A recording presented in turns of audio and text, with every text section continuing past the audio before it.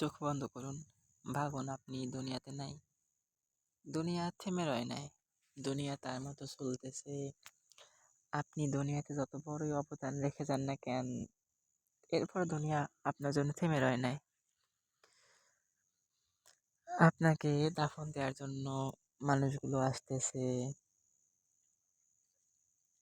আপনার আপনজনরা, এমনকি এমন অনেক মানুষ এসে বলবে, আমার কাজ আছে, একটু তাড়াতাড়ি করো, আমার যেতে হবে। এরপর সবাই আপনাকে দাফন দেওয়ার জন্য সেই দূরে নিয়ে যাবে। কেউ বলবে না আর 2টা দিন রাখ। তো আপনাকে দাফন দেওয়ার জন্য নিয়ে যাবে, দাফন দেওয়া হবে। আপনি কবরে একা শুয়ে থাকবেন। যেই মানুষটাকে আপনি সব থেকে বেশি ভালোবাসতেন, সেই মানুষটা এমনটা ভাববে না যে, এমনকি আপনার আম্মুও না, যে আমাকে এতটা ভালোবাসতো, আজকে কবরে একা শুয়ে আছে, আমি একটু ওর কাছে যাই, গিয়ে ওরে একটু জড়িয়ে ধরি। ভাববে না। কিছুদিন কান্নাকাটি করে তারা ভুলে যাবে। এটাই দুনিয়া। আল্লাহ ছাড়া কেউ আপন না। একদিন ঠিক অনুভব করবেন, আজকে না হয় কালকে বা মৃত্যুর পরে। তো আপনাকে দাফন দেয়া হলো। আপনি কবরে, অন্ধকার কবরে একা। হঠাৎ করে আপনার চোখ খুলে গেল। আপনি দেখতেছেন 2জন ফেরেশতারা। এরা আপনাকে কিছু প্রশ্ন করলো, রব কে, দিন কি, নবী কে। আপনি যদি উত্তর দিতে পারেন তাহলে আপনাকে শান্তির ঘুম পাড়িয়ে দেওয়া হবে। আর যদি উত্তর না দিতে পারেন, আপনার আপনার কবরে অনবরত 5টি আযাব হতে থাকবে। প্রথমত, আপনার কবরের 2 পাশের মাটি অনবরত চাপ দিতে থাকবে।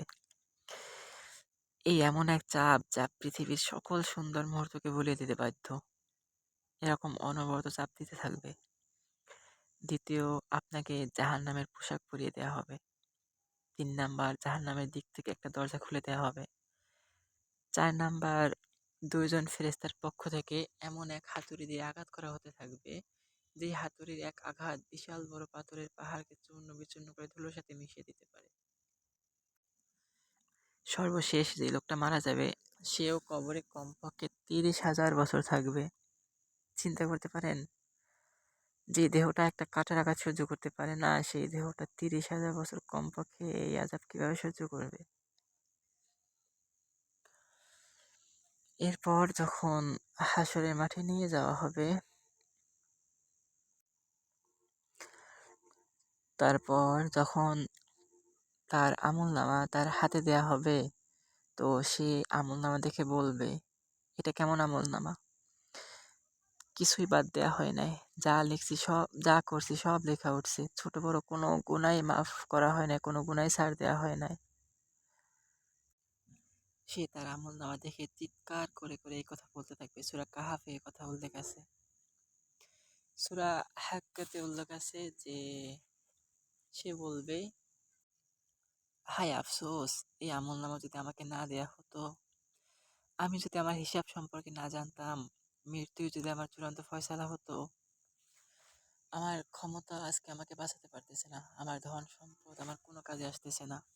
ফেরেশতাদেরকে বলা হবে, ধরো ওকে, শিকল বেঁধে জাহান্নামে নিক্ষেপ করো।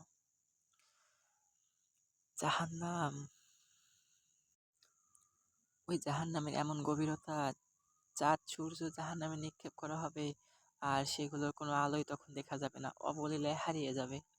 চিন্তা করতে পারেন পৃথিবী কত বড়, এর থেকে সেই সূর্য কত বড়, সেটা জাহান্নামে নিক্ষেপ করা হলে তার কোনো অস্তিত্বই থাকবে না। সেই জাহান্নামে তাকে ফালানো হবে। সেই জাহান্নামে আযাব, জাহান্নামীদের শরীরের চামড়া 126 ফুট মোটা করে দেয়া হবে, যাতে আযাব দীর্ঘ হয়। তার শরীরের এক একটি তিল হবে উহুদ পাহাড়ের সমান। দিন দিন শুধু জাহান্নামের আযাব বাড়তেই থাকবে।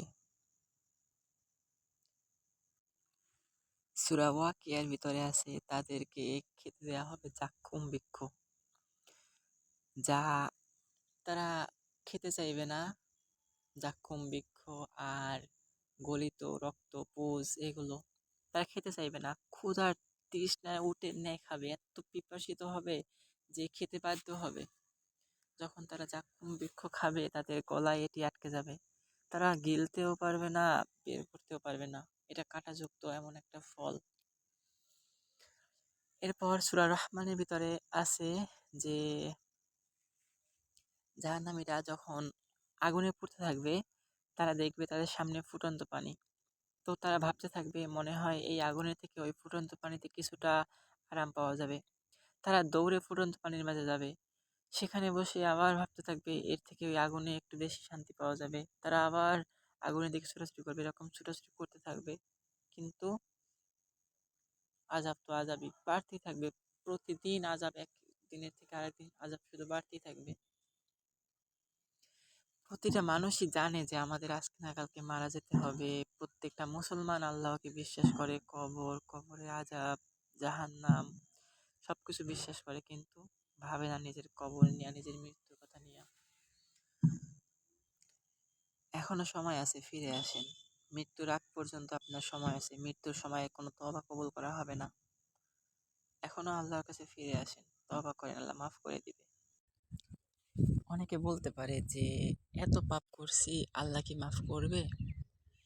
দেখেন, আল্লাহ ওই আয়াতে শুধু মাফ করবে এটা বলে নাই, বলছে যে যারও কারো যত পাপ থাকুক না কেন, আসমান সমান, জমিন সমান, সমুদ্র পরিমাণ, যত পাপ থাকুক না কেন, সে যদি অনুতপ্ত হয়ে তওবা করে, এরপর থেকে নেক আমল করে, ওই পাপ কাজ না করে, আল্লাহ তার অতীতে সব পাপগুলো নেকি দ্বারা পরিপূর্ণ করে দেয়। আপনার ওই সব পাপগুলো শুধু ক্ষমা না, ওই পাপগুলোকে আল্লাহ নেকি দ্বারা পরিপূর্ণ করে দিবেন। আল্লাহ আরো বলেন যে তোমাদের যেই বড় বড় পাপ কাজ করতে নিষেধ করা হয়েছে, তোমরা যদি তা এড়িয়ে চলো, তাহলে আমি তোমাদের ছোট ছোট পাপগুলো তোমাদের থেকে মিটিয়ে দিব। তো মানুষ মাত্রই ভুল, ভুল হবেই। ভুল না হলে কি আপনি মানুষ হতেন? আল্লাহর পবিত্র ফেরেশতারা ছিল, আপনি ভুল করবেন, এজন্যই আপনাকে বানানো হয়েছে যে আপনি ভুল করবেন, আল্লাহর কাছে ফিরবেন, মাফ চাইবেন, আল্লাহ মাফ করে দিবে। হ্যাঁ, এজন্যই মানুষ মাত্রই ভুল। তো যখন যদি পাপ হয়ে যায়, তখন আল্লাহর থেকে মাফ চাইবেন আর নেক আমল করবেন। পাপ হওয়ার পরেই নেক আমল করবেন, তাহলে ওই নেক আমলটা আপনি যে পাপ কাজ করছেন ওই পাপটাকে মিটিয়ে দিবে।